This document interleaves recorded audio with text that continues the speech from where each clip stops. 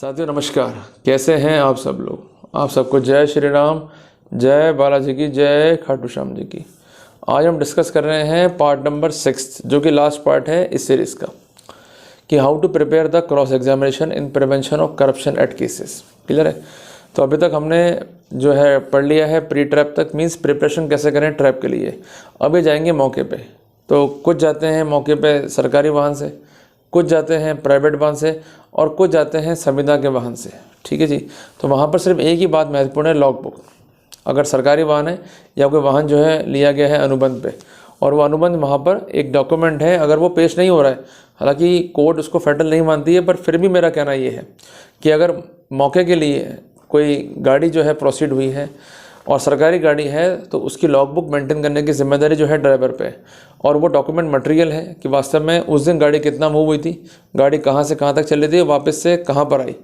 ऐसी स्थिति में कोई छेड़छाड़ तो नहीं हुई है, स्थिति परिस्थिति से उसका भी आकलन ईजिली कर सकते हैं। इसलिए आपको लॉग बुक पर जो है जोड़ देना है। अब ये पहुँचते हैं मौके पे, तो जहाँ पर आरोपी का कार्यालय है या निवास है, उससे कुछ दूरी पर जो है गाड़ी खड़ी करते हैं। क्लियर है बात ये। फिर टीम जो है वापस से समझाती है कार्रवाई कैसे करनी है परिवादी को। फिर टीम जो है उसको अंदर भेजती है और साथ में गवाह उसके पीछे पीछे जो है रवाना करती है, परछाई उसकी बना के, जिसको हम कहते हैं शैडो विटनेस।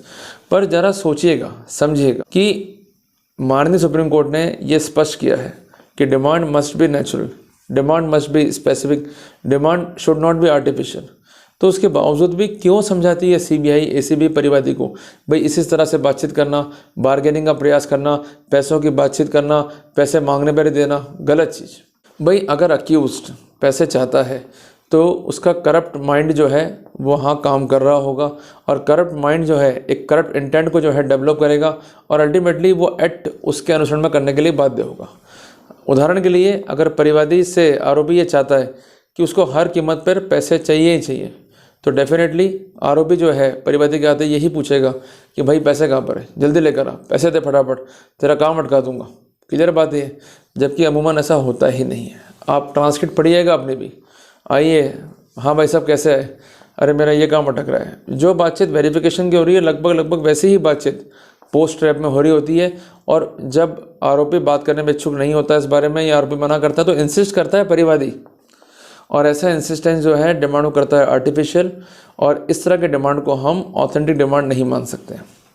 साथियों, डिमांड के लिए बेसिक पैरामीटर क्या है कि क्रिमिनल इंटेंट रिफ्लेक्ट हो। वो अपने आप से एक्ट तो कर नहीं रहा, आप उसको इंस्टिगेट कर रहे हो, उसको सजेस्ट कर रहे हो कि ऐसा वो एक्ट अपॉन करे, फिर वो एक्ट अपॉन कर रहा है, तो वहाँ पर डिमांड को हम स्पेसिफिक नहीं कर सकते हैं। Every demand of money is not a prime. Judgement ये ऑनरेबल सुप्रीम कोर्ट ने प्रोनाउंस किया है नीरज दत्ता बनाम स्टेट ऑफ एनसीटी में।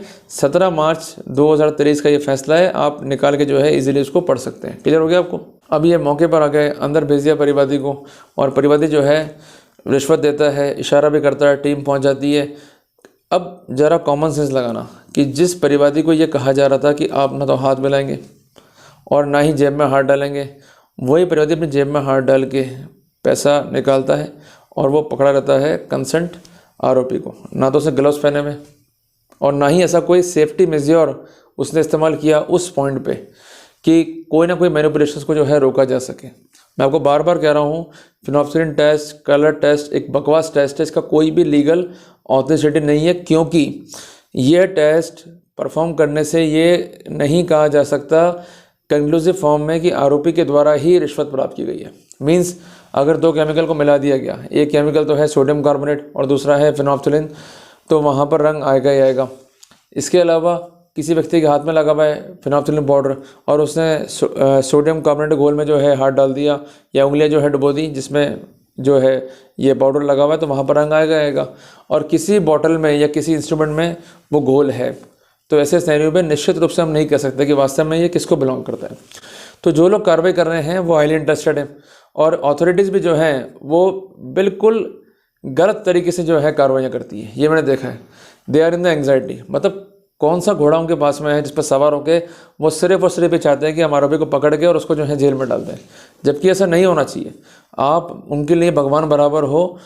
जो व्यक्ति गलत फंसा दिए गए हैं या फंसाने जा रहे हैं, वो आपसे अपेक्षा करते हैं कि आप संविधान से पावर ड्राइव कर रहे हो, आप कानून से जो है पावर ड्राइव कर रहे हो, तो एटलीस्ट आप केस को समझो। केस पर जो है प्रॉपर एक्ट अपॉन करो, केस के प्रॉपर फैक्ट्स को गैदर करो और उसके बाद अगर कार्रवाई के आधार है तो आप प्रोसीड करो। जबकि होता क्या, रिकॉर्डर दे दिया, वो रिकॉर्डिंग करके लिया है, फिर प्री ट्रैप कर दिया, फिर ये पोस्ट ट्रैप पहुंच गए और अल्टीमेट ट्रैप कर लिया। इस बीच हुआ क्या, रियलिटी क्या है? कहीं ऐसा तो नहीं कि कंसर्न जो परिवादी है वो मैनिपुलेशंस कर रहा हो, कहीं ये तो नहीं कि परिवादी के पास स्टोरी नहीं हो, कहीं ये तो नहीं काम का पेंडेंसी नहीं है। बट अमूमन ऐसा देखा गया है कि अथॉरिटीज़ जो हैं सच्ची जांच करने की बजाय इम्प्लीकेट करने में जो है भरोसा रखती हैं। हल्की सी भी आवाज़ है कि भाई पैसे ले लेना, देख लेना, ये कहते हैं भाई आप जो है इसमें इन्वॉल्व हो, आप दोषी हो। भाई किस कॉन्टेक्स्ट में ये बात कही गई पता ही नहीं, बस आपको दोषी मानना है, आपने मान लिया। साथियों, अब जब आरोपी को पकड़ लिया उसके बाद इनकी ड्यूटी है एज़ पर प्रोटोकॉल, जो कि है एन विजय कुमार बनाम स्टेट में जजमेंट है ऑनरेबल सुप्रीम कोर्ट का 3 फरवरी 2021 का, कि आपको कलर टेस्ट जो है इमीडिएटली परफॉर्म करना है। ये करते हैं क्या है कि आरोपी को धमकाते हैं, ये फैक्ट है, और कहते हैं कि भाई तू कबूल कन्फेस कर, मजबूर करते हैं उसको, जबकि आपको मैं बार बार कह चुका हूँ कि आपको कन्फेस नहीं करना है।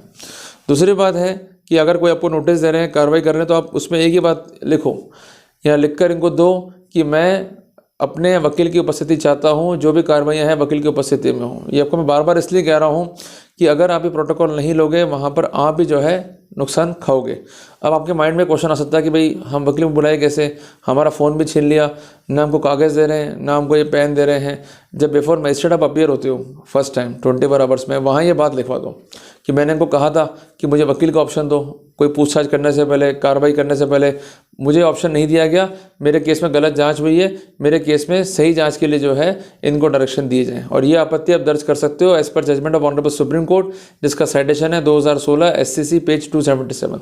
अगर आप अपनी आपत्ति दर्ज ही नहीं करोगे तो कोई भी कंसिडर नहीं करेगा। क्लियर है बात ये।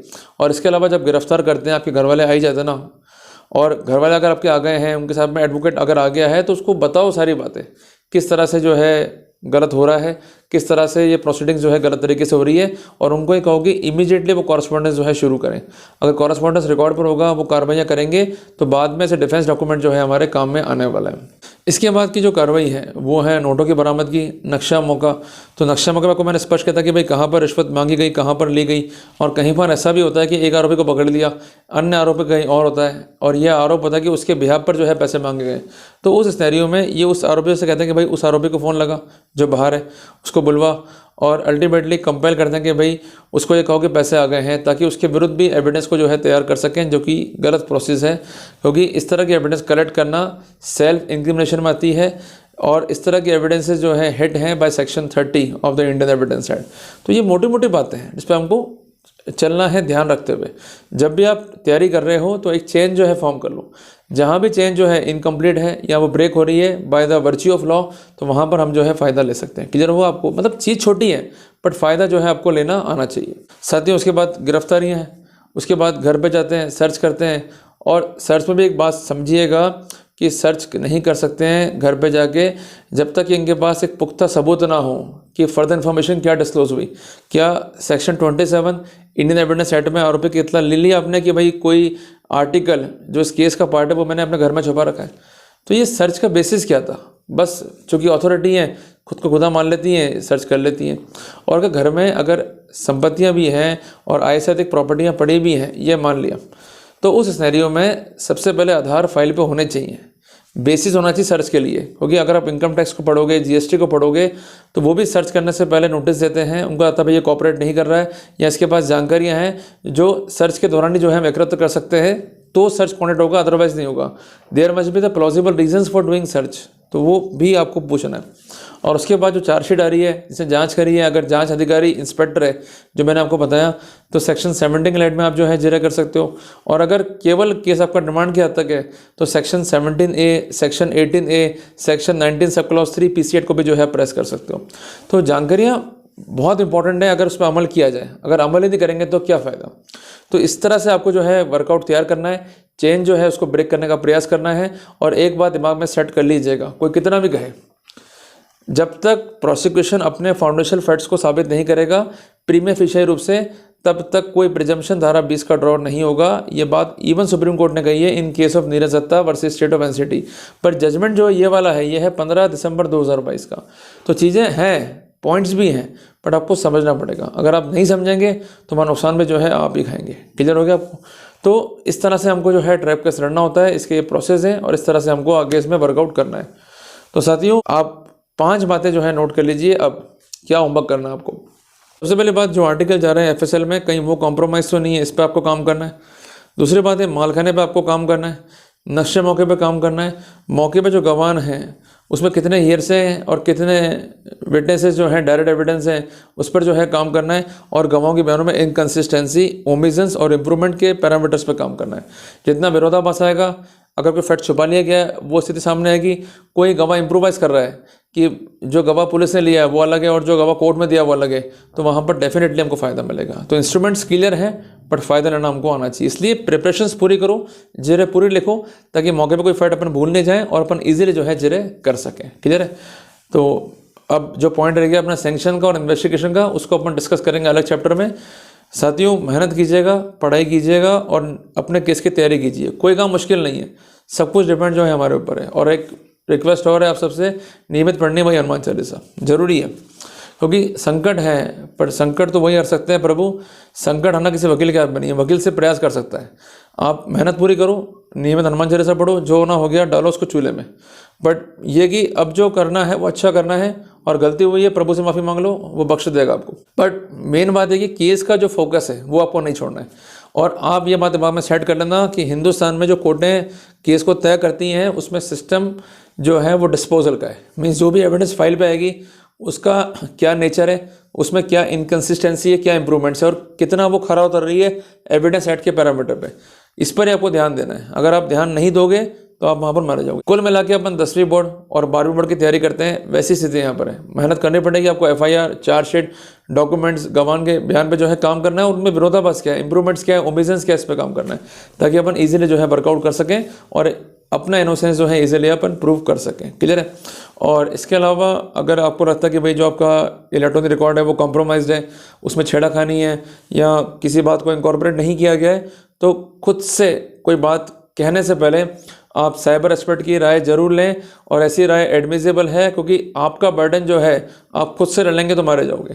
आपको चाहिए मजबूत कंधे, तो वो साइबर एक्सपर्ट के, वो ही बता पाएगा कि भाई हैश वैल्यू, टाइमलाइन या इसके अलावा रिकॉर्ड्स में क्या मैनिपुलेशंस हैं on the point of audiometry, voice spectroscopy and other perspectives. Clear है।